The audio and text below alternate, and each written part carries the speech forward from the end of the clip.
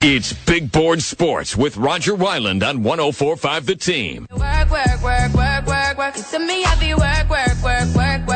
It's Big Board Sports on a Tuesday morning, hour number 2. Tim Wilkin from the Times-Union joins us. He covers UAlbany men's basketball.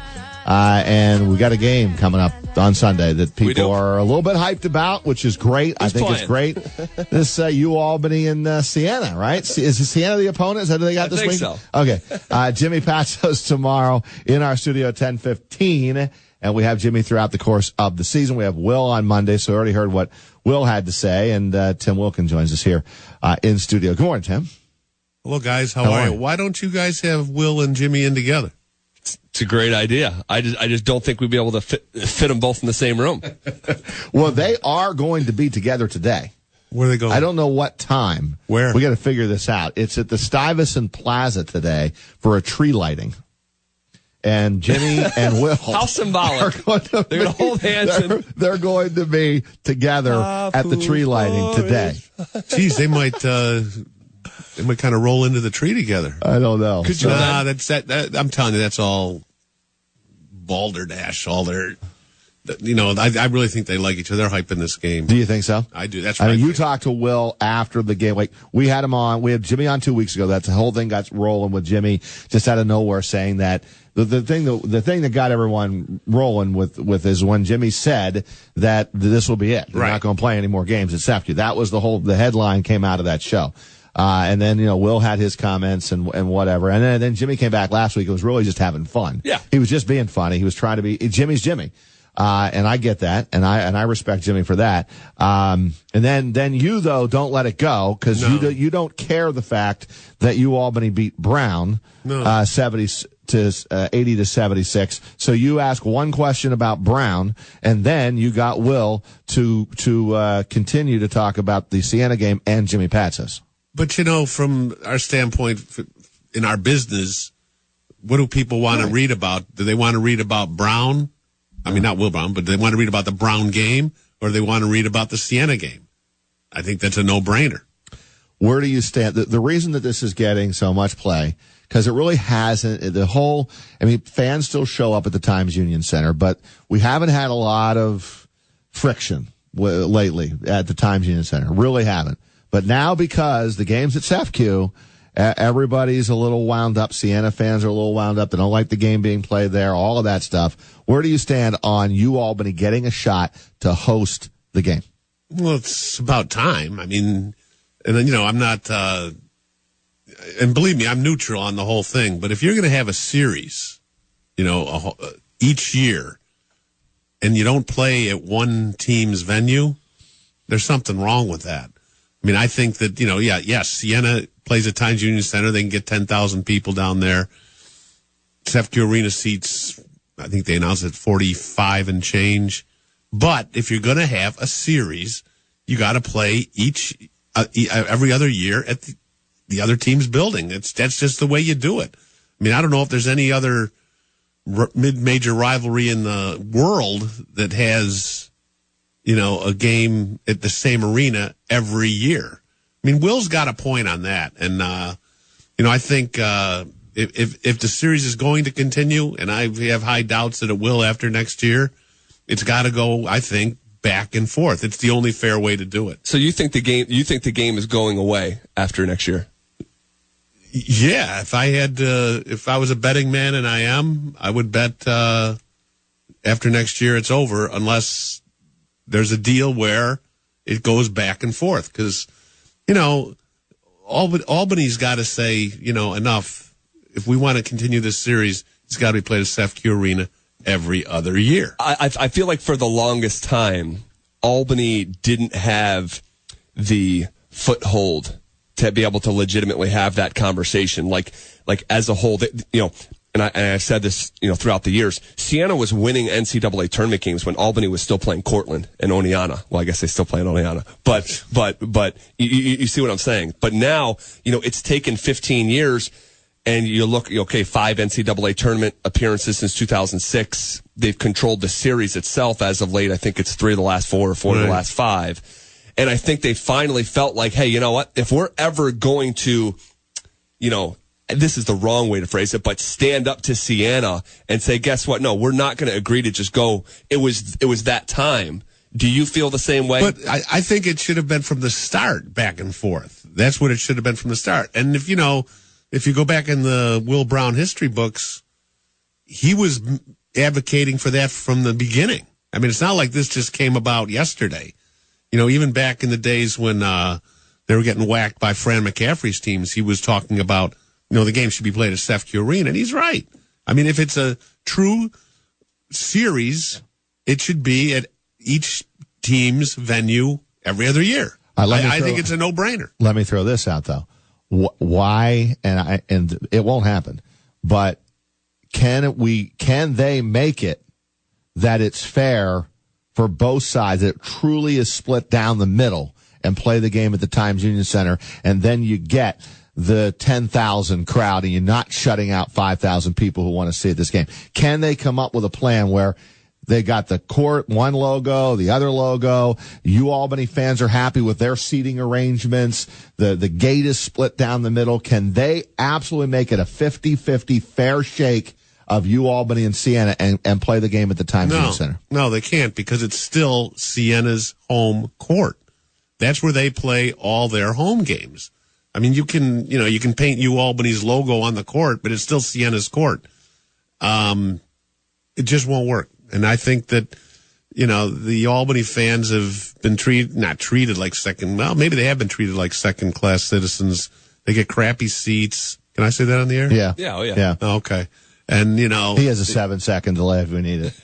Oh, so I can say anything. You pretty much. Okay, there we go.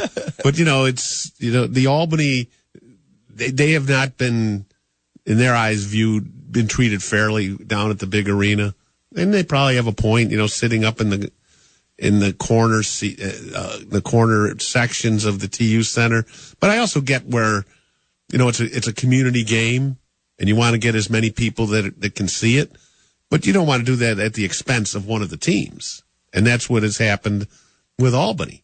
I mean, I think Will has more than a legitimate point. And I understand where Jimmy Patsos is saying, we don't want to play at Sefke Arena. Why would he want to play at Sefke Arena when he's got the big arena downtown and he wants 10,000 people to watch that game? But if you're going to have a true series, it's got to rotate. That's what I think. Talking with Tim Wilkin from the Times Union. He covers the UA program and, Siena, Albany. By the way, I want to point out, we said the game is on Time Warner Cable, which it is. Both games, men and women, 3 o'clock and 7. It'll also be simulcast here on 104.5 The Team. So you'll be able to listen to the men's game at 7 o'clock. It'll be simulcast, our call from the TV. And unfortunately, it won't be on 104.5. Oh, that's right. It's a rewind 105.7 because of contract with the Jets. Right. So the Jets play at 4. That game's going to bleed into the Albany broadcast. So it'll be on 105.7. Why don't you guys preempt the Jets? It's a contract thing. After you're done, you can walk down the hall and show me talk where to the go. Bosses. Show me where to go. What about the game itself? Who wins? How do you like the matchup? On paper, Siena should win. Senior-dominated team.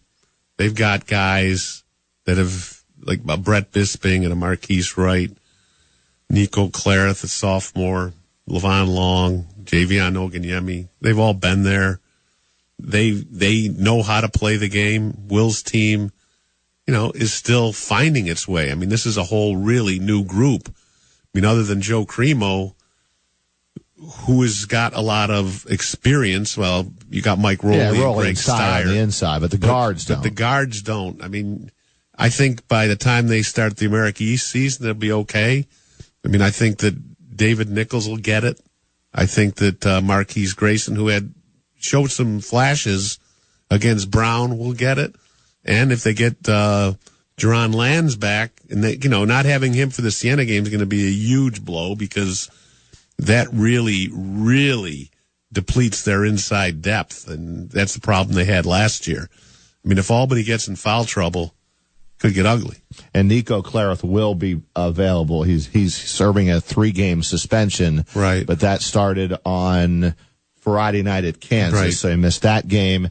Then he missed the UNC Asheville game, and he'll miss Arkansas, the Wednesday Pine Bluff right. game at the Times Union Center tomorrow night. But he will be on the court on Sunday for Albany. Who wins this game? 476-1045, right? Maybe throw it up on Twitter. Who wins the game this year? Get away from the back and forth between the two head coaches, Jimmy Patsos and Will Brown. When you get right to it, who's winning this game? Lately, Siena won last year, but for the most part, lately it's been Albany, right? It's been Albany has had the better way. You go back to the Fran McCaffrey days, it was all Siena, right? Those years.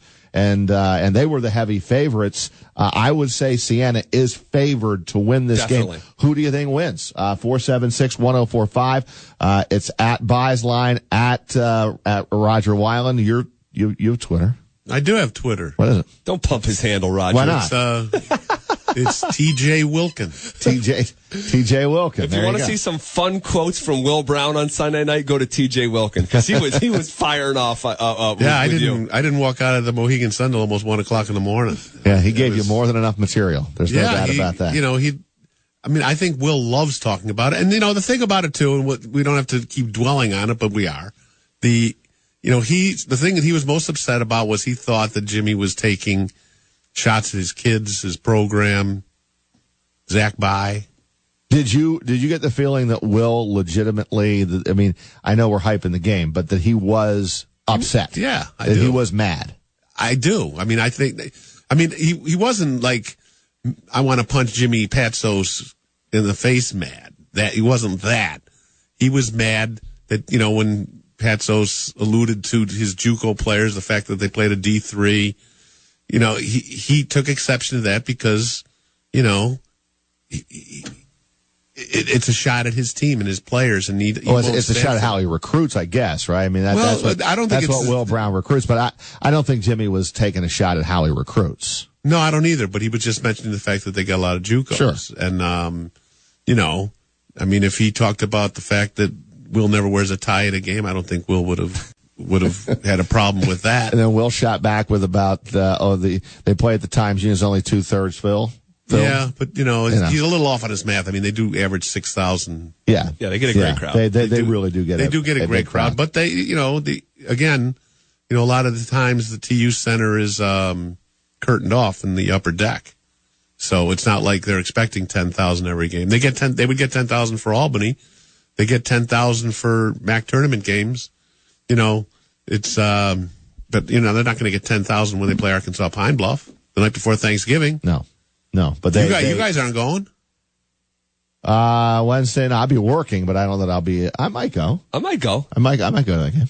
You guys going to wear your Albany sweatsuits? I'm going to go sit courtside next to Scott Knapp. You going to wear your Albany sweatsuits? No.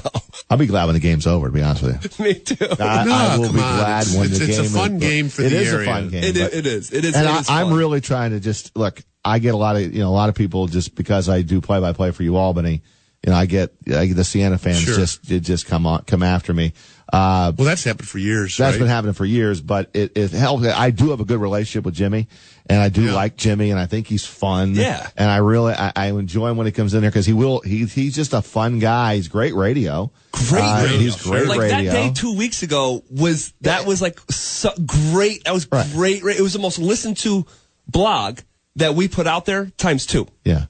So he is fun. But do people realize, Raj, that once upon a time you were the voice of Siena basketball? Yeah, I did Siena for Voice of the Saints. I did, and I listen. We cover Siena a lot. We have Jimmy in the studio once a week. We give him a lot of publicity on the TV side. So it's not like we favor Albany. But you get that, right? People say that you do. Yeah. Does that bother you? It does. See, I'm doing the interview now. It kind of does a little bit because, I did Albany when they're Division III. No one cared.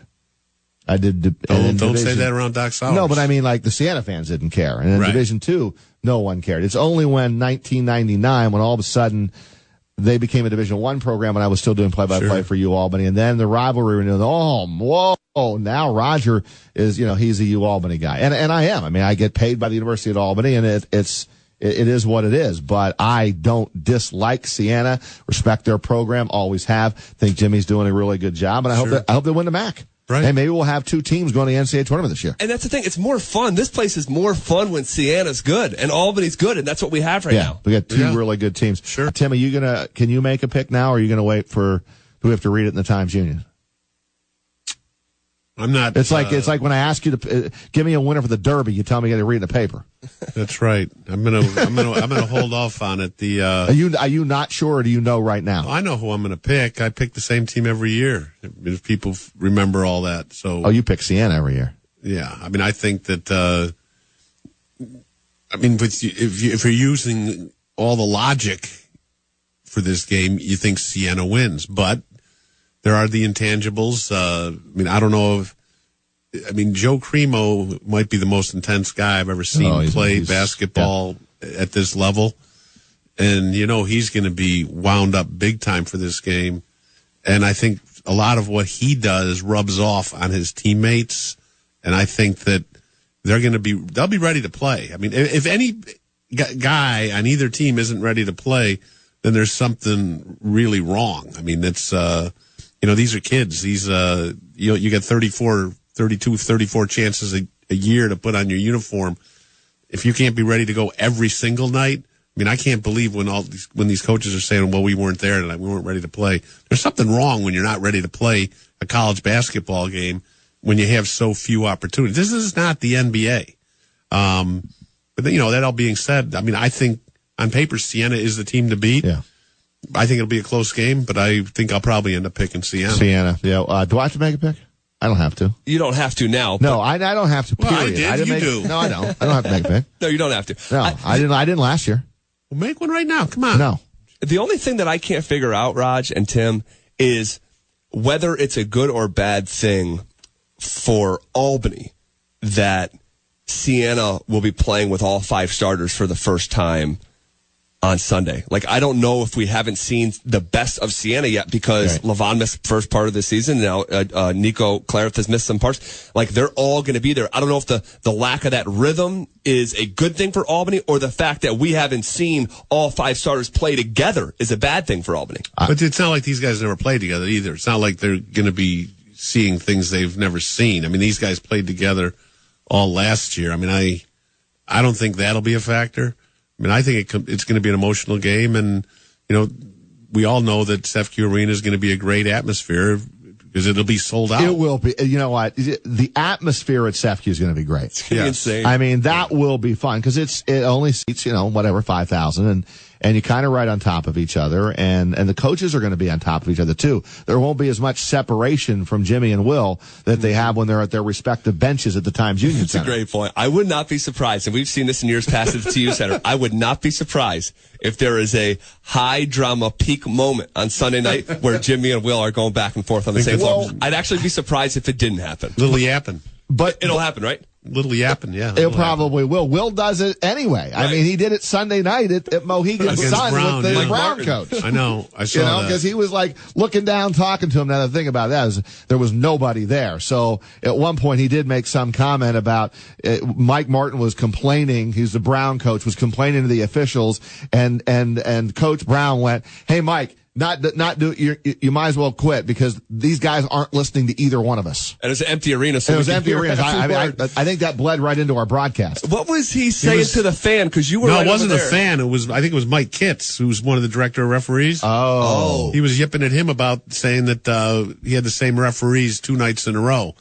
And I think it was Kitts, and he still refs, and Kitts was giving it right back to him. Okay, we were wondering what was going on because there's some commotion at the end of the bench. You were right there where you were. Probably seated. Thought he was yelling at me. I didn't know who he was yelling at, but I knew he was John at somebody. But yeah, Jimmy and Will be on top of each other, and it will be a phenomenal setting. It's so fun. Look, I think Siena can score. That's one thing. If they get it going now. We had the Siena caller that's picking you Albany saying I was brought up Kansas. He said, yeah, well, that was pretty much on the back of Marquise Wright. Well, that's what happens. When Marquise Wright goes off, he can go off and score a lot of points. Nico Clarith can go off Okay, and Javion's good on the inside. It's great. Okay, He's great. and then by the way, there's Brett Bisping too. Right. By the First way, team. And by the way, there's Levon Long. Right, 1,000-point scorer. Yeah, I mean, it's going to be a lot. It's going to be a lot. I think UAlbany's up against it, and we'll have to have. Again, Will does a good job coaching, the right game plan, and a good job defensively, which he's noted for. Will does a good job getting his guys to play team defense. We saw it. We saw it at Cincinnati. I mean, for a half and change, they do play good team defense. We look what he's done when he has a week to prepare for like the America East championships they've won.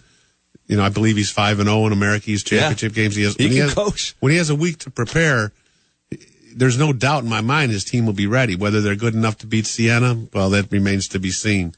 But you know that his game plan will be in place, and you know. Here's what I'll say. You asked me for a pick, and I didn't really. I'll make a pick. Siena's going to be about a 5 to 6 point favorite, I think, coming in this game. Is that a Vegas line? It's not. I haven't seen it, but I'm just saying. I think there'll be a 5 or 6 point. That's your line. Favorite. That's my line. That's Zach's line. That's Vi's line. Yeah, that's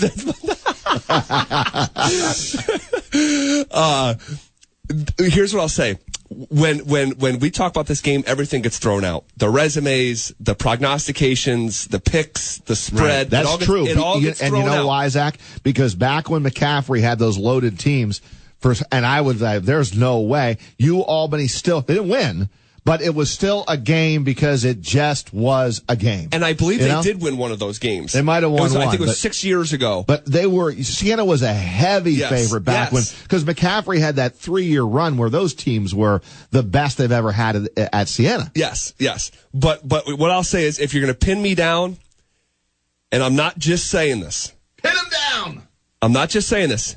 Give me, if I know nothing about the game, give me the team with Joe Cremo. Oh, that's what I'll say. Where did you go to high school? No, where did you go to high school? Can I ask went that? To Scotia. Where did Joe go to school? He went to Scotia. Okay, just wondered. No, I'm saying, but what you said, what we've seen, like I thought he was going to have a triple double the other night at Brown. He will have a triple double some point in his career. He's just wired different, and in that spot, it's like who do you trust the most? And I know each team has great players, and Siena will be a favorite. The home team with a week to prepare. Give me the team that has Joe Cremo. And you see what we're doing right now? This is just fun. This is fun stuff. This is good stuff. So you're going to give us a pick, Roger? If I had to make a pick right now with what I've seen, I would say Siena wins the game. Yeah. I would say they're favored. I think they got a lot. To me, this is Siena's year. I mean, this is their year. Period. This is their year. They've got everybody back, right? They lost Ryan Oliver last year. Everybody is back from a year ago. He's got some new guys that are pretty good, but he's got his guys that we just mentioned all back from last year. This year, is a year where I think they get it done. I think they win the MAC this year. I think they go to the NCAA tournament this year. I could see it. I think the tournaments at the Times Union Center, that's certainly a factor. Don't forget Monmouth, though. Monmouth is good. I just think. But Monmouth will have to beat Siena in the TU Center. I believe they beat him here last year. They did, but I don't think they're going to beat him this year. I think this is Siena's year to get it done. So, we have no rooting interest in this game. I mean, people say, "Well, what happens if UAlbany loses?" Probably nothing. I'll probably stop at the across the street pub when the game's over, have my token drink, go home, and watch TV and go to bed. Yeah. Right. I don't really. It's not like I lose any sleep over who wins this game. I'll be honest with you, personally, I'm glad when the stinking thing is over.